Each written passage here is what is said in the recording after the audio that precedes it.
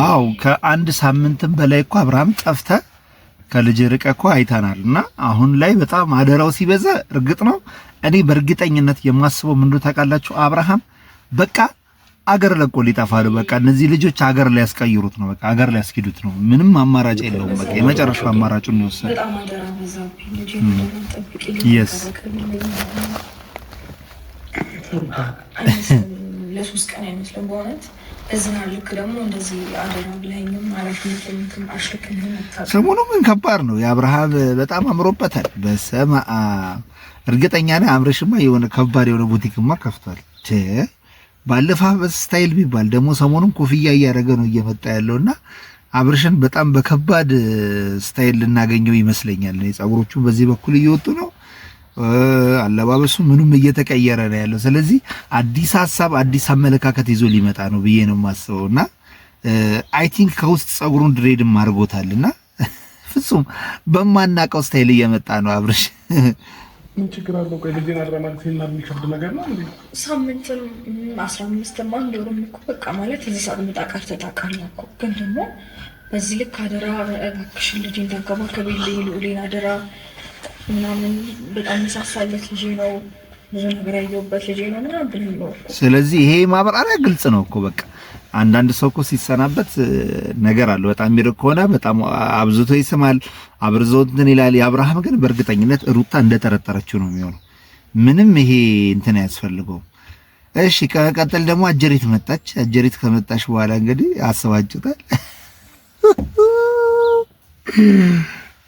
ባልና ሚስት ቤት ገብታ እቅፍ አድርጋ ደረቱ ስር ገብታ ውሽሚት ወይ ነው ይቅርታ አድርጋ አሁን ለካ ቀለበት አድርጎላት ሁለተኛ ሚስት ስስም እሷ ቤት ትንሽ ይከብዳል። የምናየው ነገር ማለት የሆነ ከባህላችንና ከኖርንበት ነገር ትንሽ ለመቀበል ያስቸግረናል። ማለት ትክክልም ቢሆን ማለት ነው ኦልሞስት ሩታ በገፋችሁ ሰዓት ነው እቺ ሴት የመጣችውና ትክክልም ቢሆን የተደረገው ነገር ያው በቃ ኦልሞስት ሩታ በገፋችሁ ሰዓት እቺ ድሉን ተጠቅማ ቀለበት አድርጎላታልና ትክክልም ቢሆን ትንሽ ይከብዳል። ወይ ሩታ ፊት ባታደርገው ወይም ደግሞ እኔ እንጃ እኔ ግን አይመጣልኝም። ትንሽ ይከብዳል። የሄርሜላ ሁኔታ በጣም ይከብዳል። ይወጥ ይከብዳል። እኔ በየትኛው መንገድ በልኝ ይከብዳል ማለት ነውር ነው ማለትም አንችልም። እኔ እንጃ አላቅም፣ ብቻ ምን ቃል እንደምንሰጠው አላቅም። እዚህ ጋር ህጋዊ ሚስት ተብላ በስነ ስርዓት ተኩላ ተድራ ለዛውም ዱባይ ላይ እንደዛ ሽርብትን ብለው ተጋብተው ካበቁ በኋላ እንደገና ደግሞ እንደዚህ አይነት ሁኔታ ላይ ደግሞ ሌላ ሚስት መታ እንዲደረው የገዛ ቤቱ መታ እሷ ፊት ደረስ ስር ገብታ እንዲስትል ትንሽ ይከብዳል። ማለት ሄርሜላ ሄደችበት መንገድ ትክክል ሊሆንም ይችላል ላይሆንም ይችላል። እሱ እናንተ እንደፈለጋችሁ ሰዱት። ግን ለሚያየው ሰው ከኖርንበት አንፃር ትንሽ ይከብዳል ማለት ነው። አቤት ዳኒ ከእነዚህ ልጆች ራስ የማይወርድ ልጅ መጣችሁ ነው። ቻው ልትሉት እሺ በቃ ቻው በሉት እና ይግባ።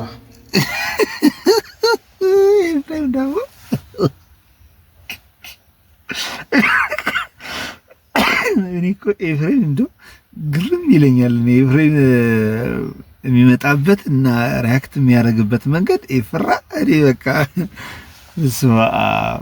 አሁን ከዳኒ ጋር ደግሞ ሌላ ሰጣ ገባ። እሺ አይ ትላንትና እሄዳለሁ ሲል ሄርሜላም ሻው አለባት ብዬ ይዣት ወጣ እኮ በቃቸው ብላችሁት ዳኒ ሄዱ።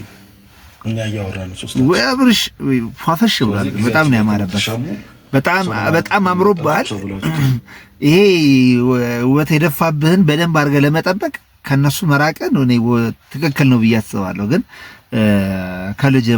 ከልጅ ጎን ብትሆን ጥሩ ነው ማለት ያን ያህል ስጋት ደረጃ ላይ የሚደርስ ነገር ውስጥ ከተዋል ብዬ ባላስብም ባትርቅ ብዙም ሳትርቅ ከነሱ ብቻ ርቀህ እንትን ብትል ጥሩ ነው። ዞሮ ዞሮ ያው ልጁን በቃ በዚህም በዛም አድርገው ብናደርገውታል። ግን ሲመለስ ደግሞ ከዚህ በተሻለ ወቱን ደፍቶበት አብርሃማውን ኦልሬዲ በጣም ወፍሯል። በጣም ይሻሻላል ብዬ አስባለሁ። በቃ እነዚህ ልጆች ናቸው እንከን የሆኑበት። ግን ሩታ ግን ታሳዝነኛለች። ትንሽ ወራት የለብንም እስቲል ምን እንደተቃላችሁ ሄርሜላ አሁን ላይ በጣም ብዙ ሰዎች ከጎኗ ነው፣ ኦዲየንሱም ከጎኗ ነው። አብዛኛው የምናያት ማለት ነው። እኔ ያለውልሽ የምትላት ሜሪ እንኳን የለችም። አሁን ሜሪ እንኳን ከጎኗ ልትሆን ጭራሽ እንትን እያለች አይደለም። ስለዚህ ሜሪ ጋርም ያለው ነገር ምን እንደሆነ እኔ አይገባኝም። ስለዚህ እኔ አይ ዶንት ኖ እኔ አላቅም ምን እንዳለ። ብቻ ግን አሁን ሩታ ኤፍሬም ብቻ ነው በቃ ሰፖርት እያደረጋት ያለው እንጂ ዙሪያ ያሉት ነገር ሁላ ሩታን ጠላት አድርገዋታል ከነ ኦዲየንሱ ጭምር ማለት ነው። እሺ እዚህ በተሰናበታችሁ ነው ወይስ? አዎ ትንሽ ልብስ ነበር ልብሱን ለመውሰድ ለኡሊም ቻው ማለት ነው። እጆታ ከሆነ ማቻው በላቸውና ሌላ አቤት እሱ ትንሽ እንደምናወራው ነገር አለ። አዎ እኛ ነሽ ማንም ሸኛ ያስፈልገኝ ብቻ አይዳን ቢያንስ እስከ ቦርድ ድረስ አብረን ባይባለብኛል ካረል ከዛ በኋላ ነው ራስህ መሄድ የምትፈልግበት ቦታ ሂድ። እኔ ደግሞ አንተም ብዙ ማውራትና በቃ ላውራክ የምፈልገው ነገሮች አሉ እኮ ላይ ወንድ ግልጽ አድርገህ ኧረ ተውት በቃ ልጁን በስልክ ወይ አውሩት። እኔ እኮ ይሄ ልጅ እኮ ተጨነቀ። እኔ ይሄ ልጅ አሁን ያለበትን ነገር የሚረዳው አንድ ሰው ብቻ ነው። በቃ ይሄ አብርሃም ስላለበት ሁኔታ መረዳት የሚችለው አንድ ሰው በቃ ኦዲየንሱ ነው። በቃ ግራና ቀኙን የሚመለከተው ኦዲየንስ ብቻ ነው። ይሄን ነገር መረዳትም ያያየም የተመለከተም ያለው ማለት ነውና እኔ የአብርሃም ውሳኔ ትክክል ነው ብዬ ከማስበው ሰዎች ውስጥ ነኝ። በቃ በተለይ ደግሞ በቃ አልፋታ ያሉት እነ ዳኒ ናቸው። በቃ ቢያንስ ሚስቶቹን እንኳን በሰላም እንዳያስተዳድር እንከን ሆነውበታል። በቃ እኔ ሌላም ሰው ቢሆን ኤርሜላና ሩታን ይግባባሉ ብዬ ከማስቡ ሰዎች ውስጥ እኔ አንዱ ነኝ። እንዴ ሌሎቹ ናቸው በቃ ነገር እየጎተቱ ያለፈ እየመዘዙ ምናምን ነገር እያበለሻሹ ያሉት ሌሎቹ ናቸው እንጂ በሄርሜላና በሩታ በኩል ያን ያህል እንትን ያለ አይመስለኝም።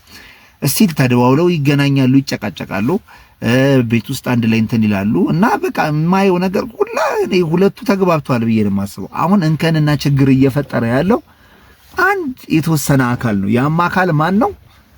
ይሄ እንትን የተባለው ይሄ የነ ዳኒ ግሩፕ የነ ቡዜ እህቱ ምናምን ናቸው እንጂ እውነት እኔ እነዚህ ሁለት ሴቶች የሚስማሙ አይነት ነገር ነው የሚመስለኝ ሳስበው። ግንኙነት ካንተ ጋር አይደለም። ስለዚህ ማውራት የምፈልገው እሱ ነው። ኤፍሬም ሜርቤላ ደግሞ ተጀመረ በቃ ማለት እሱ ደግሞ እየተናገረ መሰለኝ ጨርሻለሁ አላ ይሄው አንድ ሁለት እያለ ሄደ ነገሩ ሄደ ተቀጣጣለ። አይ ካሽ ደግሞ በውጭ አውሪ የኛን ጊዜ አትሻማ። አዎ በቃ ውጭ ላይ ጠብቁት ዳኒ እኮ አሁን ለምንድን ነው እንትን ማድረግ ያስፈለገው? ነገሮቹን ሩታ ፊት ለማድረግ ለምን ተፈለገ ነው ጥያቄ የሚሆንብኝ ነገር እሱ ነው። ሩታ ፊት ነገሩን እንትን ለማድረግ ለምን ተፈለገ? ውጭ እናገኘው እንደዚህ ምናምን ጀስት ጠብቃችሁት እኮ በውጭ ማግኘት ወይም ደግሞ ሪፖርት መጠበቅ ትችላላችሁ እናንተ። ግን እቺን በቃ እቺን ግብግብና እቺን ጦርነት ስለምትመቻችሁ ነው እናንተ የሚችል ነገር እያረጋችሁ ያላችሁት። ወርዳላ የዘንደን ነው የሰጋችሁ ስመኝ ይሄ ልጅ አስማት አለማ ወይ ተደብቆ ነው ልጅ ደህና ነው ይሄድ ካላችሁ በዚህ ልክ ሰጣችሁ እኔ ግን ቤቱ ግን ቆይ አይደለም ግን ባለቤት የለውም እንዴ? ዝም ብሎ እንደ በረት በቃ ሁሉም እየገባ የሚወጣበት ነው እንዴ? ጀስት ሪስፔክት ያስፈልጋል እኮ የሰው ልጅ መኖሪያ ቤት ከሆነ እኔ ሄርሜላን እሺ በቃ ሄርሜላ የባለቤት ነው ብላ መምጣት ትችላለች። በቃ ጀስት ህጋዊ ቀለበት አድርጎላታል። ግን አንደኛዋ ሚስት ባለችበት አንደኛዋ የምትመጣበት መንገድ አይኖርም። ስለዚህ ሄርሜላም ህግ ተላልፈሻል፣ ነውር ነው ያደረግሽው ነገር። አንድ ሴት ባለችበት ውስጥ አንድ ሴት አትመጣም፣ ነውር ነው። ስለዚህ አብርሃም ማግኘት ስትፈልጊ በቃ የምታገኝበት ከዛሬ አለ እንጂ ዘለሽ በቃ ሚስቱ ቤት ገብተሽ እንትን ለማድረግ ውስጥ ሌላ የሚከት ነገር ነውና ነውር ነው የተሰራው ስራ ነውር ነው። በቃ ማግኘት ከፈለግሽ ውጪ መጠበቅ እኮ ነው። ቤት ውስጥ መኖሩን ካረጋግጥ ውጪ ማግኘት ኤርፖርትን ብለሻል አይደለም? ስለዚህ ምንድነው እንዴ አይነት ግብግብ ውስጥ ማለት ያሳፍ የስ በቃ ውጪ መውጣትና ከውጪ ማግኘት ይቻላል። ይኸውልሽ ጊዜሽን የተሻማን እኮ አይደለም አይደለ? እናንተ ልታወሩት እንደፈለጋችሁት ሁሉ እኛም እንድናወራው ፈልገን ታዲያ ገዛ የሩታ ቤት ሰማይ ነው ማውራት ፈልጋለህ። ውጪ ጠብቁት፣ ደረጃው ላይ ጠብቁት። በቃ ይሄ እኮ ነው በቃ መሆን የሚችለው ይሄ ነው እንጂ ሆን ብለው በቃ አቤት ዳኒ እሺ ምትሩ እዚህ ቤት አትወጡ ካሁን በኋላ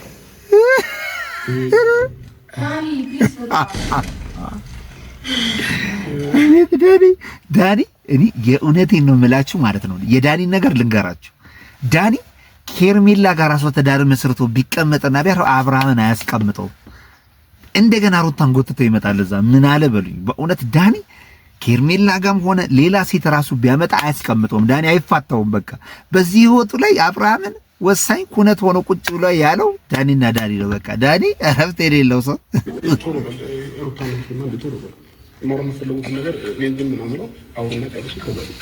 እንዴት ነው ከጭንቀት ነው የምትገላግለኝ? ገባ።